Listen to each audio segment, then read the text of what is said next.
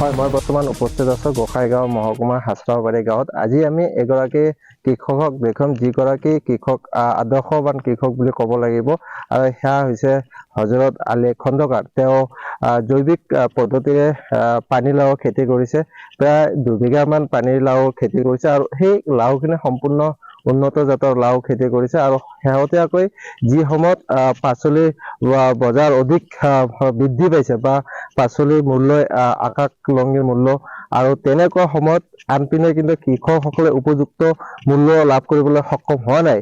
কিন্তু তেনেকুৱা সময়ত এইগৰাকী কৃষকে এই লাওৰ খেতি কৰি তেওঁ শেহতীয়াকৈ চৰ্চালৈ আহিছে, আৰু নিতৌ তেওঁ ভাল ধৰণৰ বা বৃহৎ পৰিমাণৰ লাও বজাৰত পাইকাৰী বজাৰত বিক্ৰী কৰিবলৈ সক্ষম হৈছে। আৰু মই মোৰ সৈতে যিহেতু কৃষক গৰাকী আছে, মই কৃষক গৰাকীৰ ওচৰলৈ যাবলৈ যত্ন কৰি, দাদা অলপ যদি আহে ইফালে। যিহেতু কৃষক গৰাকী মোৰ সৈতে আছে, আচলতে এই যি খেতি কৰিছে খেতি সম্পৰ্কে কিছু কথা জানিবলৈ যত্ন কৰিম। দাদা, আপোনাৰ নামটো কি আছিল? মোহাম্মদ হজৰত আলী খন্দকাৰ। আপুনি কি খেতি কৰিছে? মই এই পানীলাও খেতি কৰিছো। কিমান বিঘা আছে? 2 বিঘা মান হ'ব। এইটো জৈৱিক সাৰেৰে মই কৰিছো, যেটো জৈৱিক বলতে এই গোবৰ সাৰ বুলি কয়। এই 2 বিঘাত মই 3 ট্ৰেক্টৰ গোবৰ দি কৰিছো, আৰু ৰাসায়নিক দিয়া নাই। সেইকাৰণে মোৰ বৰ্ষাত কিবা ক্ষতি কৰিব নোৱাৰিলে। এইটো উন্নত জাতৰ লাও। উন্নত জাতৰ লাও হয়। আপোনাৰ কিমান খৰচ গৈছে? মোৰ ইয়াতে 17-18 হাজাৰ টাকা খৰচ হৈছে। বৰ্তমান যেনেকুৱা ধৰণৰ ফল হৈছে, হয়, আপুনি সন্তুষ্ট না? হ্যাঁ, সন্তুষ্ট। মই সেই মালিকৰ ওচৰত বহুত খুশি। তো আপুনি যদি ভালকৈ বিক্ৰী কৰে কিমান টকা আহিব এখানে? মোৰ কমসে কম এইটো নাহিলেও 1.5 লাখ মতন আহিব। এই লাও খেতিৰে লাভ কৰিব পাৰিবা? হ্যাঁ, পাৰো। লাও খেতি ভালদৰে কৰিলে লাভ কৰিব পাৰো। প্ৰতি বছৰে আপুনি হ্যাঁ, প্ৰতি বছৰেই কৰো মই এইটো খেতিটো? হ্যাঁ, এই খেতিটো প্ৰতি বছৰেই কৰো।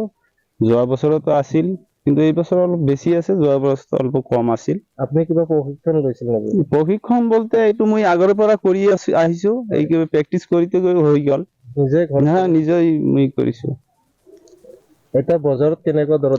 বজাৰ বৰ্তমান পাইকাৰী দৰে 60 টকা বিক্ৰী কৰি আছো, আৰু খুচৰা ললে সেইটো 80 টকা লয়। তো দেখা গৈছে যে কিছুমান কৃষকে বস্তুৰ দাম উপযুক্ত ভাৱে নাপায়, আপুনি কেনেকুৱা? মইতো ভালে পাইছো। এইটো সময়মতে কৰিলে ভালে পোৱা যায়। কিন্তু সেই আন টাইমত কৰিলে মানে এই গ্যাদাৰিংৰ সময়ত এই লাভৱান নহব। চৰকাৰী কিবা আঁচনি পাইছে নেকি আপুনি? না, নাপাও। এইটো আপুনি ব্যক্তিগতভাৱে কৰিছো। মোৰ টকা খৰচ কৰিছো, এতিয়া মালিকে যেটো দিয়ে এইটো মৰিয়ে থাকিব।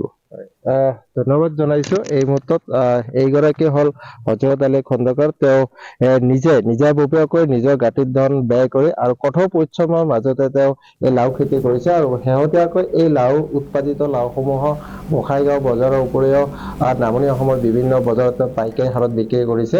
আৰু তেওঁ এটা কথা ক'ব লাগিব যে এই হয়, দুলাল চন্দ্ৰ ৰায়, আপোনাক ধন্যবাদ জনাইছো।